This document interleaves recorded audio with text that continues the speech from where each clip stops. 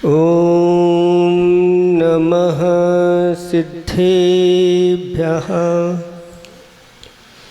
ॐ नमः सिद्धेभ्यः। निर्मल जल सामान्य है जिनका, चंदन से हैं दिव्य बचन। अक्षत सम अक्षत है श्रद्धा, सुमनों सा सुंदर है तन। नैवेद्य चरित्र ज्ञान है दीपक, वस्तु विधि करते धूप दहन। ध्यान सुफल है अर्घ समाधि, मुनिवर तुमको नित्य नमन। अनर्घ पद को पाने गुरुवर, मेरा अर्घ समर्पित है। एक जीवन क्या सौ सौ जीवन, गुरुवर तुम्हें समर्पित है। ऋषिवर तुम्हें समर्पित है। देवादिदेव 1008 कैवल्य कमलापति श्री आदिनाथ भगवान की जय।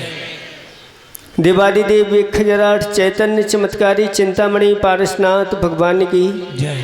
देवादिदेव 1008 वर्तमान शासनायक महावीर भगवान की जय। परम पूज्य 108 आचार्य प्रवर गुरुवर श्री विद्यासागर जी महामुनिराज की जय। परम पूज्य 108 नवाचारी श्री समय सागर जी महामुनिराज की जय। 3 करोड़ मुनिराजों की सिद्ध चक्र महामंडल विधान की। बोलिए परम पूज्य मुनि श्री विमल सागर जी ने धर्म सागर भाव सागर जी महाराज की जय। धर्म स्नेही भवात्माओं, आखिरकार आप लोगों ने अपनी भावना पूर्ण कर ली।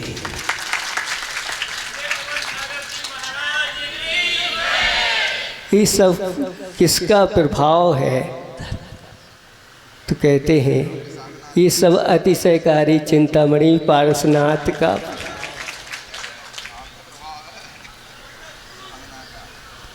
और हमने कहा था कि ये सिद्ध चक्र जिसमें आबाल वृद्ध सभी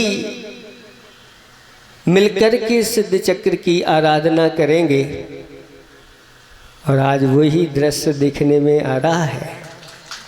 आबाल वृद्ध में क्या आता है? आबाल न बालक तो है ही, वो वृद्ध भी है। क्या इसमें युवक नहीं है? आबाल वृद्ध में युवक नहीं आते क्या? अभी युवाओं की टीम पुरुषार्थ तो बहुत अच्छी कर रहे हैं। हमारी तो भावना है इस सिद्ध चक्र में ऐसे युवा धोती दुपट्टा पहन करके बैठेंगे, उनका पुण्य ऐसा बढ़ेगा कि दुनिया में उनका नाम रोशन होगा, उनकी यश कीर्ति बढ़ेगी। आज बहुत अच्छा लग रहा है। देखो ये सारी बांसा की बेटियां ऐसे अपने ड्रेस में, यहाँ पर इन लोगों से कहा नहीं, लेकिन फिर भी इनका उत्साह देखो। इन सारी बेटियों को मेरा बहुत बहुत आशीर्वाद है। उन युवाओं के लिए भी आशीर्वाद है,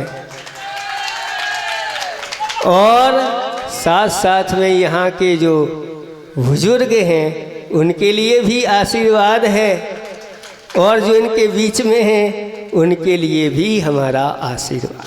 हमने पहले ही दिन कहा था कि हमारे जो बुजुर्ग हैं वो नींव बहुत पक्की रहती है। वो नींव को हमेशा हमेशा उसकी ओर सबकी दृष्टि होना चाहिए। अगर इस नींव का आप लोगों ने उल्लंघन कर दिया तो फिर विजय नहीं मिलने वाली। इसलिए नींव को हमेशा। इसलिए हमने कहा कि ये सारे के सारे आपके बड़े जन ये डंडा बन जाए और ये सब स्त्री वर्ग झंडा बन जाए और युवा वायु बन करके चलेंगे तो धर्म की ध्वजा अपने आप लहराती चली जाएगी। ये किसी एक के द्वारा कोई कार्यक्रम नहीं होता। सामूहिक कार्यक्रम में सामूहिक पुण्य की आवश्यकता रहती है। एक उदाहरण दे करके हम समाप्त करेंगे, बोलना तो नहीं था लेकिन रख दिया। आपस में इन उंगलियों में विवाद हो गया और विवाद हुआ किस कारण से कि प्रत्येक उंगली कहती है मैं बड़ी, मैं बड़ी, मैं बड़ी।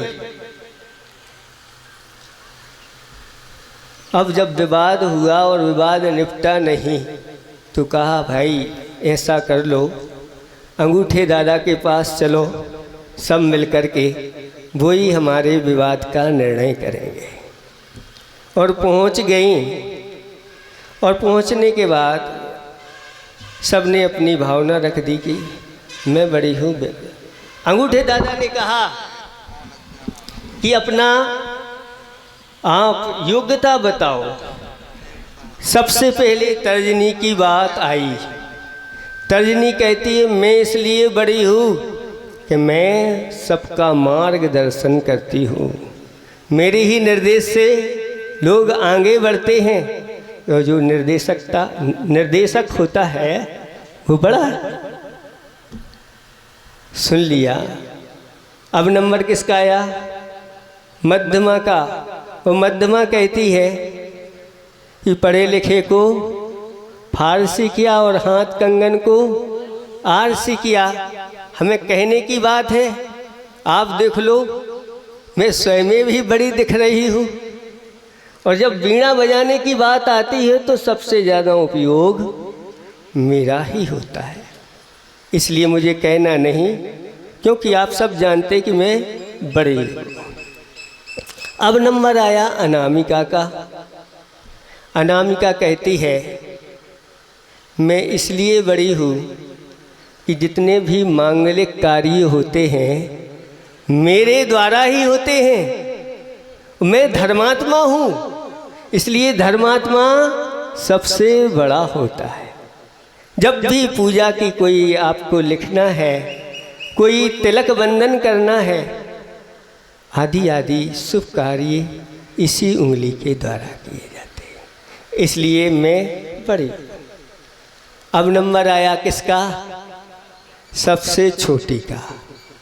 वह कहती है कि मैं इसलिए बड़ी हूँ कि दिखने में भली छोटी हूँ लेकिन बहुत चोटी का काम करती हूँ।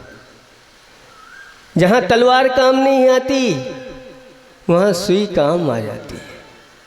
और मैं कुछ नहीं करती ज़्यादा, लेकिन मैं सेवा करने में हमेशा तैयार रहती हूँ। जब भी इन लोगों के कान में खुजली आती है तो मेरी उंगली का ये प्रयोग करते हैं और मैं सेवक हूँ। और जब भी रक्षा की बात आती है और कोई अगर हाथ उठा दे तो मैं सबसे आगे खड़ी हो जाती हूँ। कौन सी आगे है? छोटी। देखो छोटी होकर के भी डंडा कुछ भी बार सहन करने के लिए सबसे आगे है, बाकी सब।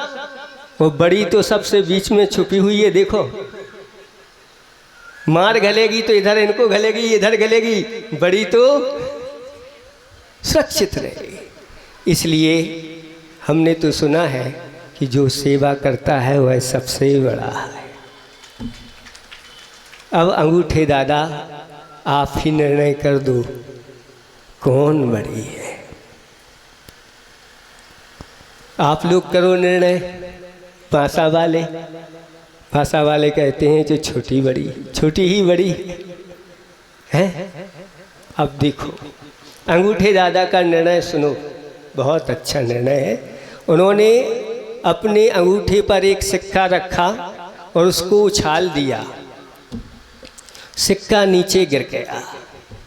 अंगूठे दादा ने कहा कि जो उंगली किसी दूसरी उंगली का सहारा लिए हुए बिना सहारे के अगर इस सिक्के को उठा दे, वही सबसे बड़ी उंगली है। सुना है आप लोगों ने? जो उंगली कोई दूसरी उंगली अंगूठे आदि का सहारा लिए बिना और सिक्का उठा दे, वही सबसे बड़ी है। सबने उठाया, सबने प्रयास किया, सबके सिर झुक गए और सबने कहा ये बड़े होने का अभिमान छोड़ दो, क्योंकि कोई भी कार्य की सिद्धि बिना एकता के नहीं होती। और जहाँ एक हो जाते हैं वह मुट्ठी, खुली मुट्ठी खाक की और बंद मुट्ठी लाख की। इसलिए अपनी मुट्ठी को बंद रखो और इस समाज की एकता कायम रखो। दुनिया में कहेंगे लोग कि अगर एकता देखना है तो इस बांसानगर में देखो। किसी प्रकार का कोई जाति भाव नहीं होना चाहिए, जाति भेद नहीं होना चाहिए, क्योंकि जाति का अभिमान भी हमारे सम्यक दर्शन में दूषण लगाने वाला है। जाति का मद, ये हमारे मद को, हमारे दम को तोड़ देता है, हमारे सम्यक दर्शन को। इसलिए जो सच्चे देव शास्त्र गुरु के भक्त हैं, सब एक मिलकर के सिद्धों की आराधना करो। एक दिन आप लोगों के लिए भी सिद्ध पद की प्राप्ति होगी। आप सबको हमारा आशीर्वाद है। अहिंसा परमो धर्म की जय।